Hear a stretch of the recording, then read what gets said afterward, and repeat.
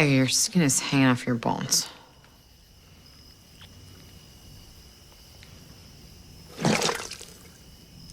Oh, yeah.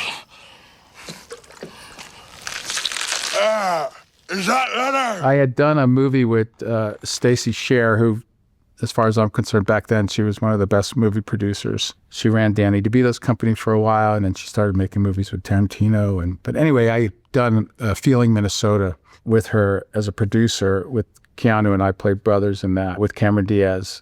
And years later, I got a call from her saying, hey, it's, Stacy, she said, I've been talking to Barry Sonnenfeld. He's interested in you for a part, but he's asked me to ask you that if I'm going to give you the script, that I have to promise, and this is the absolute truth, and Barry and I have talked about it since, I would have to promise that I would never speak to him about acting or the character or anything that had to do with my performance, that I would just say yes, and then I would just do it. I felt that was, I'd never heard about that before. I'd never had a director ask me that before. But I had just seen Get Shorty, and it was such a great movie. And I knew about Barry already because he was the cinematographer for Raimi and the Coen brothers early on. And when I started reading, this alien comes down and takes the body of a guy and then wears the skin for the whole thing. And I couldn't talk to the director about it. I had no idea. And the lines were kind of wonky and weird and sort of like punchlines, kind of.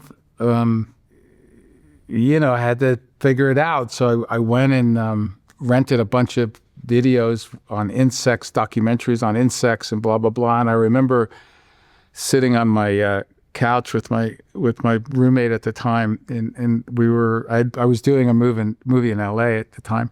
I'm watching this shot of this beetle crossing this porch, and the camera sort of like moves in on this beetle and then tracks with the beetle.